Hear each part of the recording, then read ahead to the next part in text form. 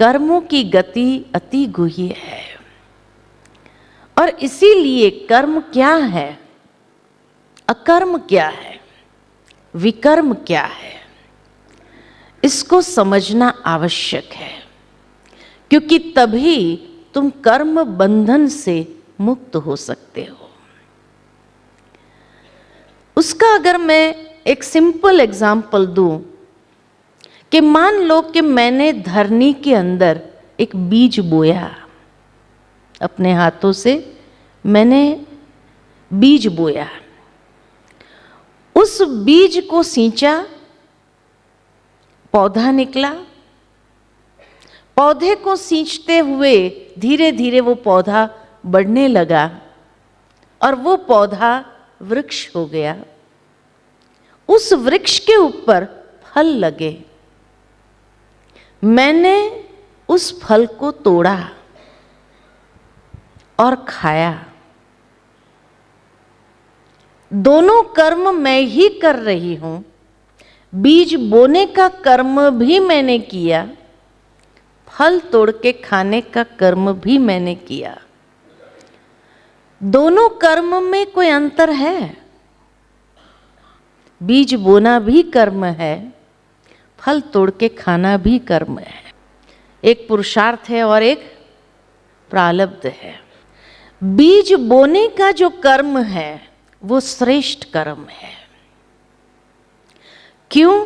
क्योंकि एक बीज से इतना वो पावरफुल कर्म है जो मुझे 100 फल की प्राप्ति होती है, और वो भी हर सीजन में रिकरिंग है। तो कितना पावरफुल वो कर्म है। लेकिन फल तोड़ के खाना वो अकर्म है, क्योंकि उस कर्म का कोई फल नहीं मिलता है। बीज बोने का जो कर्म है उसका फल है, लेकिन फल खाने का जो कर्म है उसका कोई फल नहीं, वो अकर्म है। वो कर्म वहां समाप्त हो जाता है। खाया, सेटिस्फैक्शन मिला, समाप्त। तो बीज बोने का कर्म श्रेष्ठ कर्म, फल खाने का कर्म अकर्म, और विकर्म किसको कहा जाता है? विकर्म यानी विकृत कर्म, जो विकारों के वश किया गया कर्म है उसको कहा जाता विकर्म। लेकिन आगे भगवान ने बहुत सुंदर बात कही है कि हे अर्जुन, जो मनुष्य कर्म में अकर्म और अकर्म में कर्म देखता है वो बुद्धिमान योगी है। जिसके कर्मों का आरंभ और फल की प्राप्ति में कामना का त्याग है तथा सांसारिक आश्रयों से रहित हो और परमात्मा की याद में नित्य तृप्त, उसके कर्मों में कोई त्रुटि नहीं होती है। वह ज्ञान रूपी अग्नि से विकर्म को भी भस्म कर देता है। अब कर्म में अकर्म, अकर्म में कर्म, वो बुद्धिमान योगी है। भावार्थ कि बीज बोना ये कर्म है, फल तोड़ के खाना ये अकर्म है। नॉर्मल इंसान यहां तक करता है, लेकिन बुद्धिमान योगी क्या करता है कि फल खाने के बाद उस बीज को फेंक नहीं देता, उस बीज को पुनः रोपित करता है। तो अकर्म में कर्म, अकर्म में श्रेष्ठ कर्म पुनः कर लेता है, वो बुद्धिमान है। मना अनेक जन्मों को भी हम संवार लेते हैं। बहुत सुंदर एक दृष्टांत मुझे यहां याद आता है कि एक बार एक सेठ जी थे। सेठ जी के 3 बेटे थे। 2 बेटों की शादी हो गई थी, छोटे बेटे की शादी होने वाली थी। अब जैसे ही शादी हुई और घर में बहू आई तो पहले दिन ही छोटी बहू को दोनों बड़ी बहू ने ससुर जी का नियम समझा दिया, ससुर जी के कायदे बता दिए कि भाई ससुर जी का ये कायदा है कि दान नहीं करना। अब जिस परिवार से ये छोटी बहू आई थी उसके पिता ने उसको यही शिक्षा दी, दान करना। अब यहां ससुर जी का कायदा बता दिया गया कि दान नहीं करना, किसी को कुछ देना नहीं। ठीक है, नहीं देंगे। कुछ समय बीत गया। कुछ समय के बाद एक भिखारी आता है गेट पर और उसने वहां से पुकारा कि 3 जन्म का भूखा हूं, कुछ दे दो। छोटी बहू ऊपर गैलरी में कपड़ा सुखा रही थी, उसने सुना ये बात तो उसने ऊपर से जवाब दिया कि बासी खाना खा रहे हैं, कल उपवास करेंगे। जैसे ये बात सुनी भिखारी वहां से चल देता है। नीचे ससुर जी पेपर पढ़ रहे थे, उसने ये बात सुनी कि बासी खाना खा रहे हैं, कल उपवास करेंगे।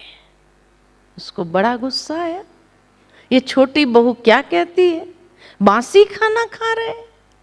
कौन से दिन हमने उसको बासी खाना खिलाया, किस दिन हमने उसको उपवास रखने के लिए कहा, ये तो हमें बदनाम कर रही है। बड़ा गुस्सा आया उनको कि आज भिखारी को कहा, कल समाज वालों को कहेगी, किस दिन हमने उसको बासी खाना खिलाया। ऐसी लड़की हमें नहीं चाहिए जो हमारी ही बदनामी करे। उसने उसके पिता को फोन कर कह दिया कि भाई आप अपनी लड़की को ले जाइए, हमें नहीं चाहिए ऐसी लड़की। पिता ने सोचा मेरी लड़की इतनी समझदार है, इतनी मैच्योर है, वो ऐसा तो कुछ बोल नहीं सकती है, जरूर कोई मिसअंडरस्टैंडिंग हुई है। अब उस जमाने में तो लड़की को वापस ले आना पिता के लिए भी इज्जत की बात होती थी। अब क्या किया जाए, तो पिता ने गांव के पंचों के पास जाकर ये बात रखी कि भाई आप सब तो मेरी लड़की को जानते हो, कितनी समझदार है, लेकिन उसके ससुर ने फोन करके बताया कि लड़की को ले जाओ, हमको ऐसी लड़की नहीं चाहिए। लेकिन मुझे लगता है जरूर कोई मिसअंडरस्टैंडिंग हुई है, तो कृपा आप मदद करिए। तो पंचों ने कहा बात तो सही है, लड़की तो इतनी समझदार है, कभी उसके विषय में कुछ भी ऐसी बात नहीं सुनी। तो कहा ठीक है, हम सेठ जी को ही बुला करके पूछते हैं कि भाई क्या बात है। सेठ जी को बुलाया और पूछा भाई क्या बात है। तो सेठ जी ने सारा वृत्तांत सुना दिया कि अरे वो भिखारी आया और भिखारी से उसने कहा कि बासी खाना खा रहे हैं, कल उपवास करेंगे। अब किस दिन हमने उसको बासी खाना खिलाया, किस दिन उसको उपवास रखने के लिए कहा गया, ये क्यों हमें बदनाम कर रही है। आज भिखारी को कहा, कल समाज वाले को कहेगी। तो पंचों ने कहा अगर उसने ये बात कही है तो गलत बात है, लेकिन एक काम करते, लड़की को ही बुलाकर पूछ लेते हैं कि उसने ऐसा क्यों कहा। लड़की को बुलाया गया कि भाई तूने ऐसा क्यों कहा। तो उसने बड़ी विनम्रता के साथ हाथ जोड़ करके कहा अगर मैंने कुछ गलत कहा हो तो क्षमा चाहती हूं।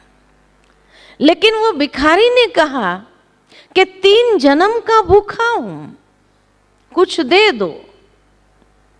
उसके उत्तर में मैंने ये बात कही कि बासी खाना खा रहे, कल उपवास करेंगे। उसका भाव ये था कि पहले जन्म में उसके पास होगा, लेकिन उसने कभी दान ही नहीं किया।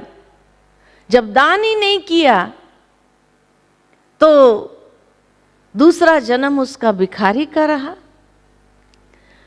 भिखारी के जीवन में कुछ था ही नहीं जो दान करे, इसलिए ये जन्म भी भिखारी का रहा। तब उसने कहा कि मैं 3 जन्म से तरस रहा हूं कि अब मेरे पास कुछ हो जो मैं भी दान करूं, ताकि आगे का जन्म मैं संवार लूं। अकर्म में कर्म। लेकिन हमारे ससुर जी का नियम है कि दान नहीं करना, इसलिए मैंने उस भिखारी से ये बात कही कि ये जो तुम देख रहे हो, हवेली जो देख रहे हो, ये पिछले अच्छे कर्मों का फल है ना।